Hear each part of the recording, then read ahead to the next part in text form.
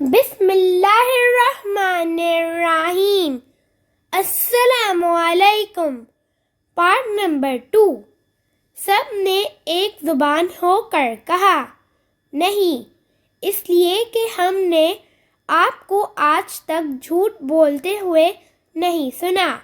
اب آپ نے فرمایا، اے گروہ قریش، اپنی جانوں کو جہنم سے بچاؤ، اس لیے کہ میں اللہ تعالیٰ کے ہاں تمہارے لیے کچھ نہیں کر سکوں گا۔ میں تمہیں اس زبردست عذاب سے صاف ڈرا رہا ہوں جو تمہارے سامنے ہے۔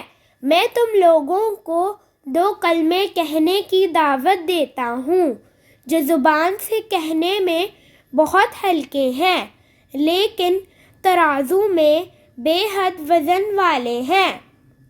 ایک، اس بات کی گواہی کہ اللہ کے سوا کوئی عبادت کے لائق نہیں۔ دوسرے یہ کہ میں اللہ کا رسول ہوں۔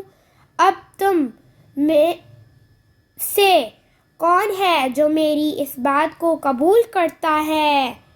آپ کے خاموش ہونے پر ان میں سے کوئی نہ بولا تو آپ نے اپنی بات پھر دہرائی۔ پھر آپ نے تیسری بار اپنی بات دہرائی، مگر اس بار بھی سب خاموش کھڑے رہے۔ اتنا ہوا کہ سب نے آپ کی بات خاموشی سے سن لی اور واپس چلے گئے۔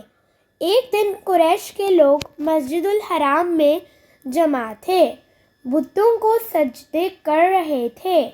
آپ نے یہ منظر دیکھا تو فرمایا، اے گروہ قریش، اللہ کی قسم، تم اپنے باپ حضرت ابراہیم علیہ السلام کے راستے سے ہٹ گئے ہو۔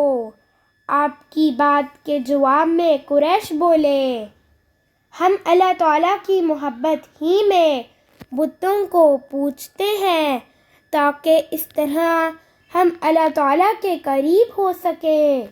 افسوس، آج کل ان گنت لوگ بھی قبروں کو سجدہ بالکل اسی خیال سے کرتے ہیں اور خود کو مسلمان کہتے ہیں۔ اس موقع پر اللہ تعالیٰ نے ان کی بات کے جواب میں وحی نازل فرمائی۔ ترجمہ، آپ فرما دیجئے، اگر تم اللہ تعالیٰ سے محبت رکھتے ہو تو میری پیروی کرو، اللہ تعالیٰ تم سے محبت کرنے لگیں گے اور تمہارے سب گناہوں کو معاف کر دیں گے۔ قریش کو یہ بات بہت ناگوار گزری۔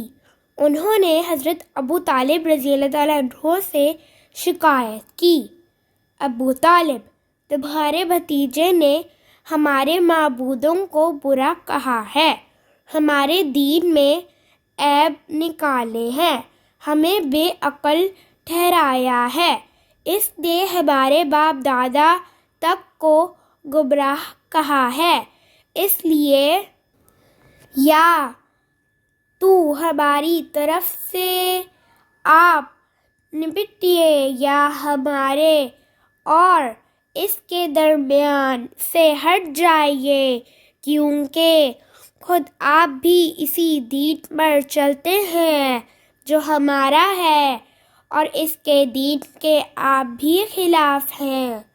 حضرت ابو طالب رضی اللہ تعالیٰ عنہ نے انہیں نرم الفاظ میں یہ جواب دے کر واپس بھیج دیا کہ اچھا، میں انہیں سمجھاؤں گا۔